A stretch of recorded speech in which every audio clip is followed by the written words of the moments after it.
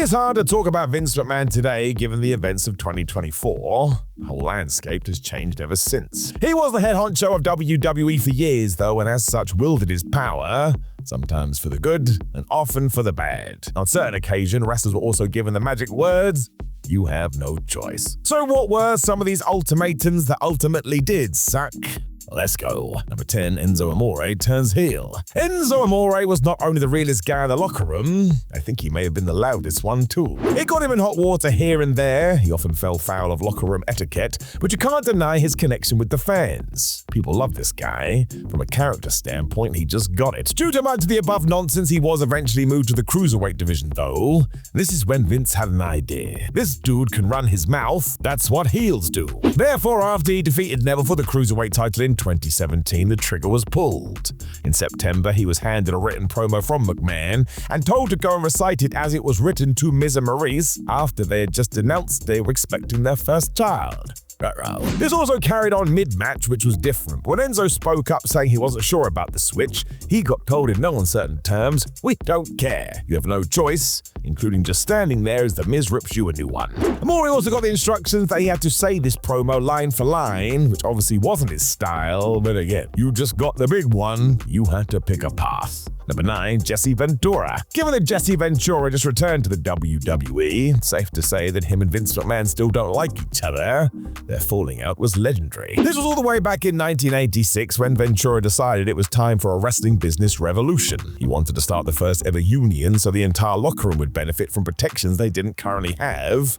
It's a debate that still goes on today. The reason it didn't happen comes in the form of one named too, Hulk Hogan. That's right. Be it because he had a close relationship with McMahon or that he was the number one guy so a union actually took away from his bottom line, he stooged Jesse off and the whole thing was shot down. If Ventura didn't stop this, he would be fired too. There's the ultimatum. This triggered the falling out between the two right down to Jesse suing the company when they tried to screw him on royalty rights. In case you're interested, he won that case, or at least got a settlement. Ventura did make sporadic appearances for WWE afterwards, including that SummerSlam main event where he guest refereed, but go listen to him today. There's only one reason he did return to the fold at 2024 Saturday Night Main Event. That's because Vince McMahon was not there. Number 8, WrestleMania 36. And the threat that if anybody spoiled it, they'd be toast. Now this requires serious context because it's all pandemic related. The timing was crazy because right before WrestleMania 36, the COVID issue began shutting the world down. It meant even at the show of shows there would be no fans.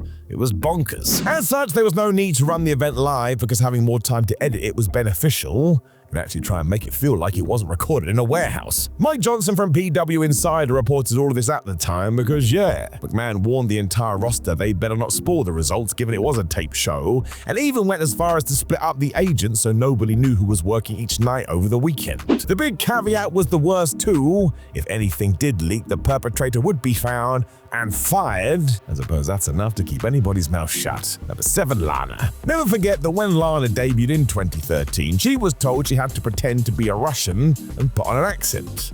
I don't think they teach that in wrestling school. She was actually very good at it, and their partnership with Rusev was of such a level, they made it all the way to a WrestleMania match with John Cena. Wouldn't happen by accident. Along the way, there were a ton of "we want Lana" chants as Rusev went super heel and kept his wife in the background. And of course, as soon as Vince McMahon heard that, he couldn't help himself. We gotta separate the two and push Lana. Lana herself has talked about this moment on Renee Paquette's podcast and the mad way it was done.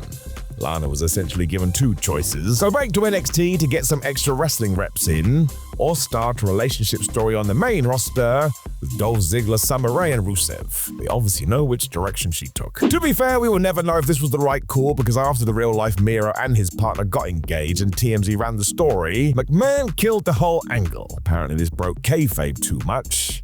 That may be ridiculous. Number 6, the Nexus. 7th of June 2010.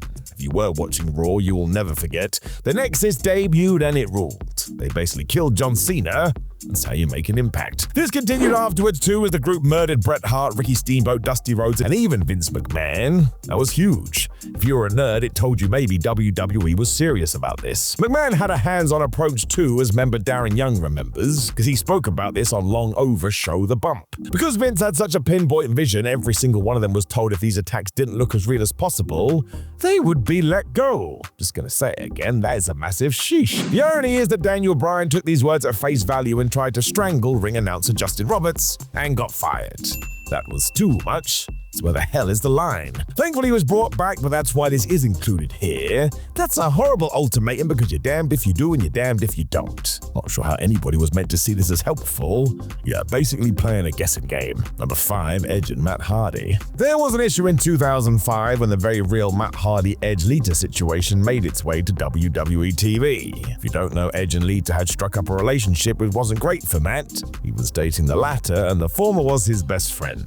Nuts. Understandably, Hardy was very public about this, which saw him lose his job before getting rehired after a backlash from the fans. It also meant at SummerSlam, we were going to do this match, and it all felt crazy. Hardy has been very open about this after the fact and chatted about it on his own podcast. When going through the beats, he spoke about McMahon summoning the pair to his office before the fight and making things very clear. If either of them took liberties with each other in the ring, they'd be gone, and this time nobody was coming back. All things considered then, I would actually see this one as a good ultimatum. The tension here must have been super high, and nobody wanted to see that in the ring.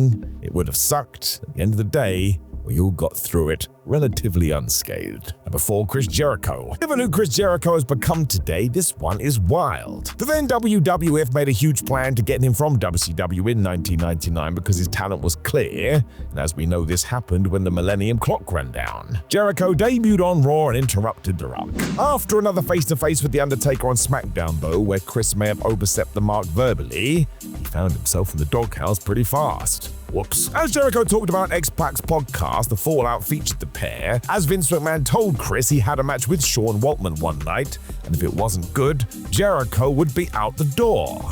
And that's some serious pressure. Thankfully it did go fine, and after that Chris was told to chat to X-Pac after each one of his fights.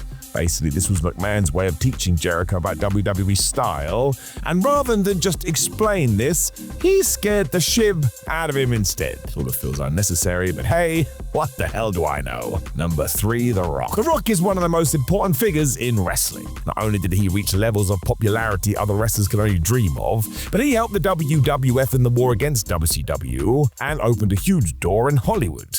It's been quite the run. Before he blew up like this, however, Rocky Maivia, as he was known, crashed badly. Fans would chant "Die, Rocky, die," and Rocky sucks at him, even though he was meant to be a babyface. He then injured his knee in 1997. As far as he was concerned, his back was now against the wall. When it was time to return, Vince told Johnson he had to go heel given what happened last time, and if this didn't work, well, maybe the future didn't look so bright. Or it was do or die, ironically. There's no point going into the rest because of course we all know, and I would assume McMahon must have had an idea this would have been fine. Even when it wasn't clicking, I doubt any company was actually going to get rid of The Rock. You could just look at him and tell. Number 2, Lita. This one is bad. Really, really bad. One of the most infamous moments of the Ruthless Aggression era happened in January 2006 when we had a live sex celebration on Raw. You heard that right. It was to crown the fact Edge had become champion by cashing in his Money in the Bank briefcase, which meant he and girlfriend Lita were going to have sex in the ring on TV.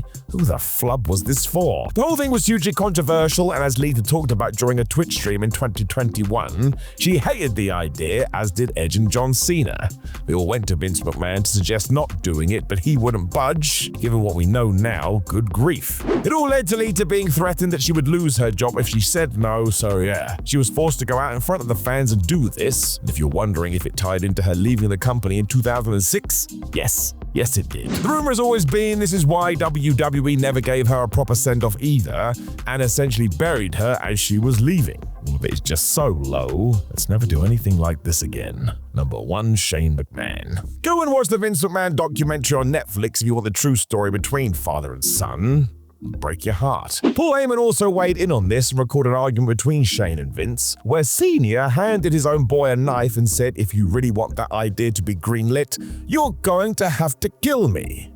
Otherwise, you're not going to get it through, and I'm sorry, that is insane behavior. The idea was Vince had taken ownership of the WWE by essentially stiffing his dad, so Shayna would have to do the same. Quite rightfully, he decided not to. I do not think this is good for your brain. Don't forget that Shane left the company in 2009 and didn't return till 2016 either. And now that we have this information, I think we can probably figure out why. Know of any other Vince McMahon ultimatums that were terrible? Make sure you let us know in the comments below before you like the video, share the video, and subscribe. You can also click the video on the screen for even more facts read to you by me, Simon Miller. But otherwise, my friends, know that I am in your hearts, and I will talk to you again soon.